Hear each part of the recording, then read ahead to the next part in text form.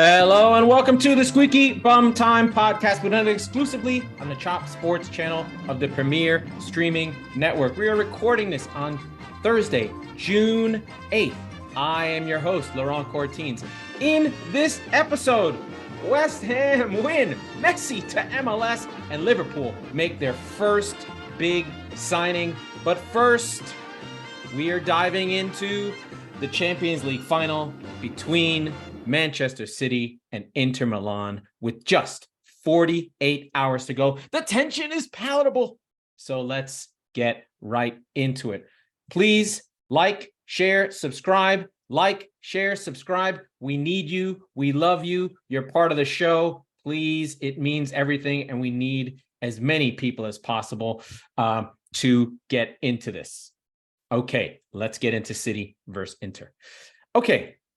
It has been an incredible journey for Manchester City, starting in the group stage, triumphing over such massive opponents along the way. Dortmund, Sevilla, Copenhagen, Leipzig, Bayern Munich, and then finally Real Madrid in what was probably City's best game.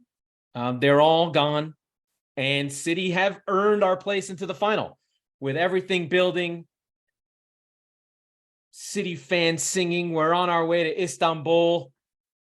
And this is a moment for City. We are nervous. We are petrified. We're still Manchester City. We still blow these things. City are favorites. There's no room for complacency. Not an inch. You cannot think you're going to win. Inter Milan is strong. And the gap between winning and losing in such a high-stake game is freaking massive. The players, the clubs, the fans, we're all behind the team to win the Champions League. It's the final piece of the puzzle for Guardiola at Manchester City. And it means everything. It means everything. But let us take a moment, acknowledge that if City loses, it would still be a successful season.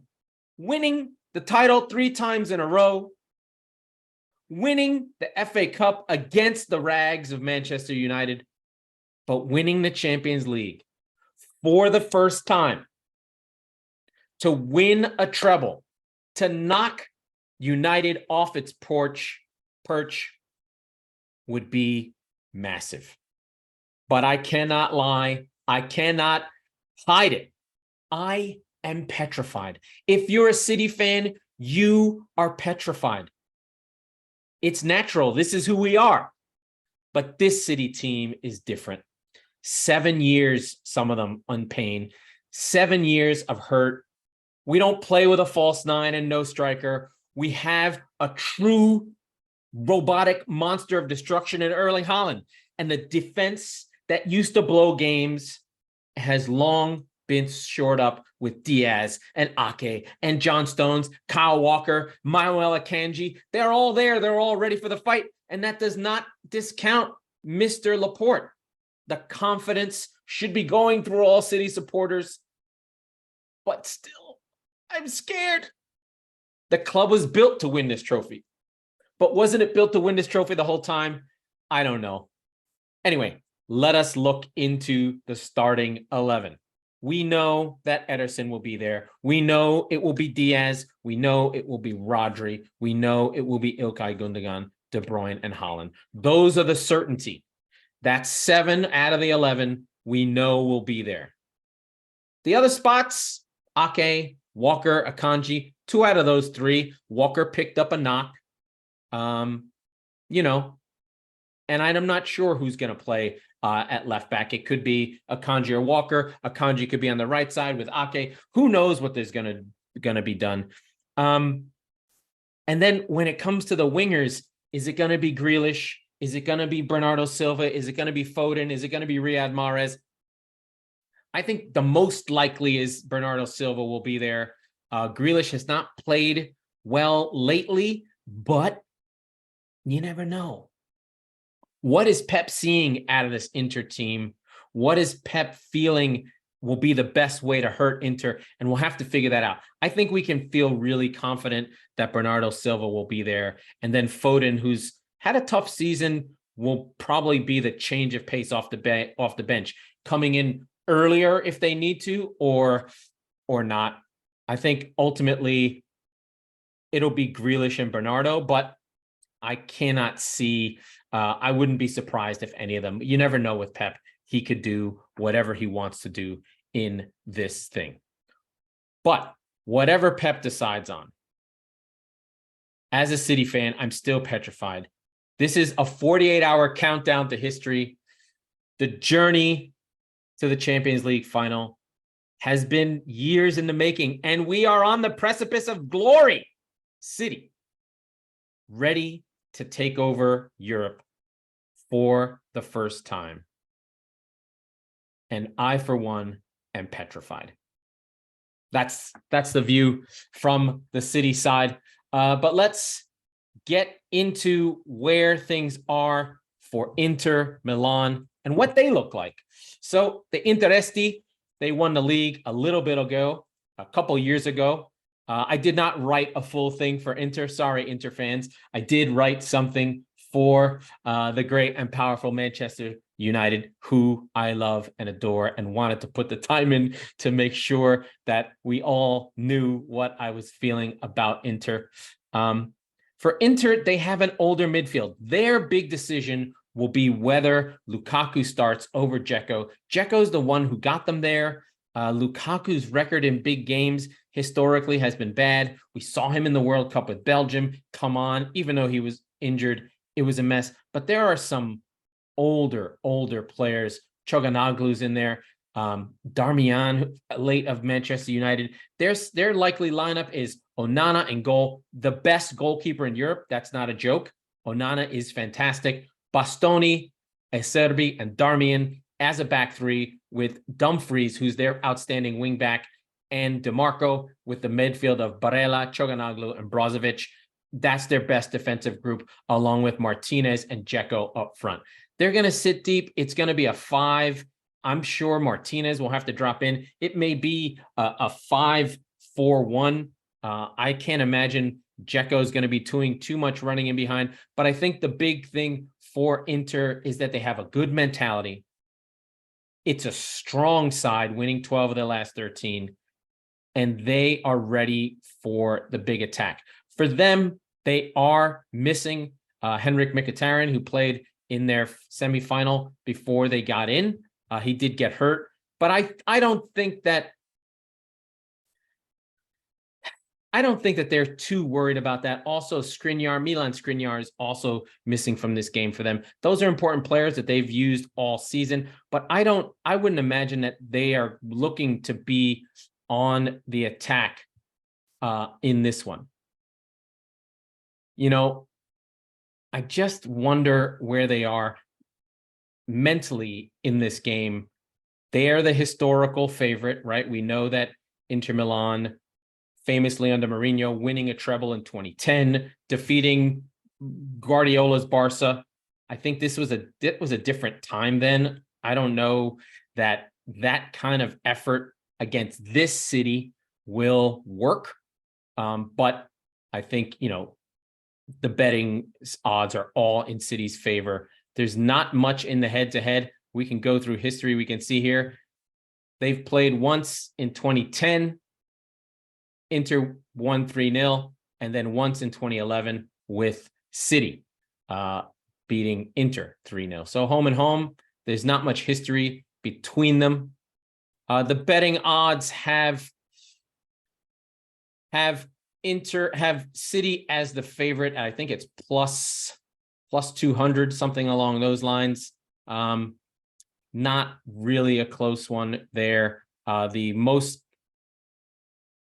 common score line is City win 3-0 or 3-1 at 40% of all correct score guesses. So City are heavy favorites in this one.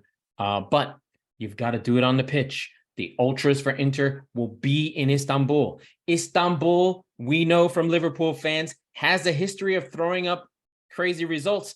And if Inter pulled this off, this would be as historic a win for Inter as it was for Liverpool. We know that Inter will come with their history and their ultras, and it will be a tough game. Like I said, Inter winning this would be as big as Liverpool beating AC Milan in 2005. And I frankly am afraid, like I said at the top, like I went through all those things, it will be a big, massive event and a massive game to deal with for Manchester City and Manchester City fans who are just going to be happy to be here. We don't know how to behave. We don't know what to do.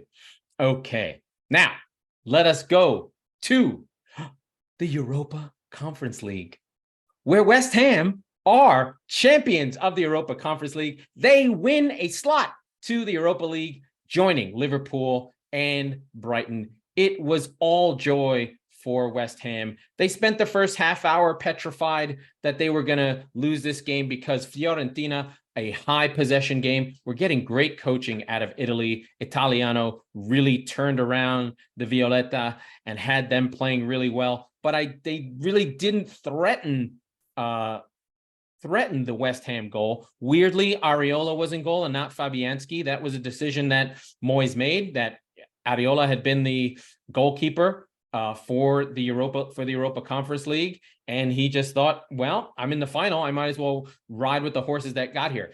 To be fair to West Ham in this competition, they were undefeated, 12-1 with no losses in this competition, and they sent out their regular horses. The big change for them was Naif Aguerd along with Zuma, although Zuma had to come off. He'd been injured all season. Emerson and Koufal at fullback for the great and powerful Cresswell, who was unable to make it, the Scouse bastard. Rice and Souček. It ended up being Declan Rice's last game, which was interesting. Bowen, Benrahma, Paqueta, Antonio. Antonio doing the grafting up there on his own, taking the balls down. And it ended up being Lucas Paqueta in the number 10 role. An unusual role you just don't see anymore until you see it, in which case the goal that ends up winning the game in the 90th minute, Paqueta fighting in the midfield, ball drops to him in a quick little turnover, and he fires the ball on a great run by Bowen. Bowen's in on goal. The whole place is going wild. Moyes is running down the touchline. The shot comes in. Bowen scores. Cue the scenes, and my word, did they celebrate for West Ham. The first goal was a penalty taken by Said Benrahma on a handball. Very straightforward. A little bit of a longer VAR view than I would have liked. I don't like VAR, but this one was clear, and I guess you should be glad it was there. Whatever. Bonaventura, the ageless wonder of Fiorentina, did bring them back level 5 minutes after. So second half saw all the goals. First half, not much to write home about. This was cagey. This is what David Moyes was always going to do. Fiorentina did have 70% of possession. Now, that's the nuts and bolts.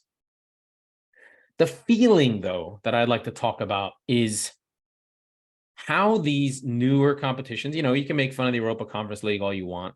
It's the third trophy involving the 65th ranked teams and, the sixth team in the UK and the fourth team, the sixth team from Italy and the 10th team from that and blah, blah, blah. We talked about this with Sevilla and the Europa League.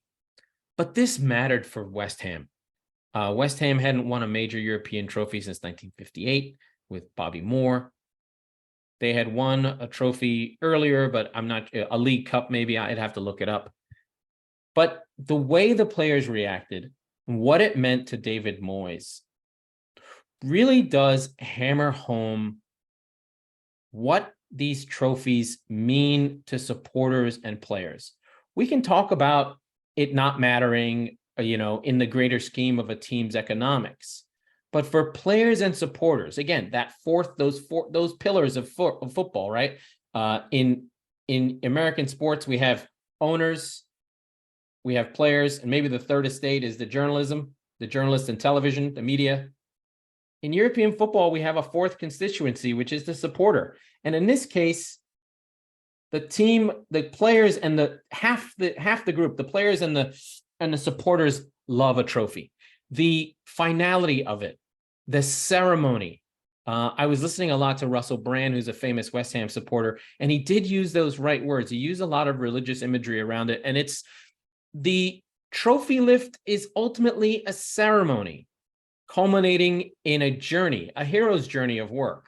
And religions have this, and football does have religious aspect about our singing together, our chanting together, our watching together, our feelings together. It lets you have feelings that you wouldn't normally have. And so these trophies being lifted have a more meaning. And it does call into question some clubs that are aspirational. You think about the Wenger Arsenal years when they weren't winning trophies, and fourth place is a trophy, and Spurs sort of foregoing under Pochettino, trying to win the FA Cup and being focused on the Europa League, on winning top four and saving your bullets for another day. And while financially it was important for the clubs to have that Europe Champions League money and the exposure, and that stuff matters in building brands and whatever, I understand it. No one goes back through time and remembers the fourth place season that you didn't win anything. What Spurs fans remember is the Champions League final, is the semifinal against Ajax. And that season you finished fifth. Arsenal fans remember winning that FA Cup in 2014 against Hull as a new beginning, as a new dawn, not the 10 years prior of, or 6 years prior of finishing in the top four. The leagues sort of blend into each other. You know, you finished well, you had a good season in the overall, but you don't have that exclamation point, that ceremony of lifting a trophy, and that collective group catharsis of winning and cheering and being the last person standing, as though you've gone through the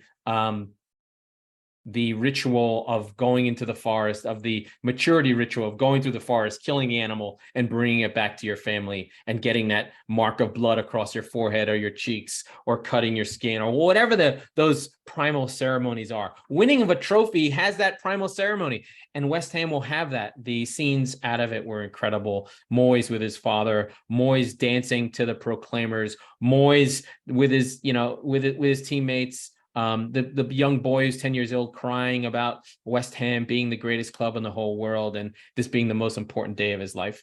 Because for a 10-year-old, winning a trophy is the most important day of his life. And so as much as Manny makes fun of me for my philosophical moments, these are what's happening. And this is sort of segues back into, City trying to win this trophy in the Champions League, what it means, what it'll feel like, how it will lift me, how I might cry, how I might roll around on the ground and giggle, and all the feelings that football gives you. And so I praise to the great and powerful West Ham for winning their trophy.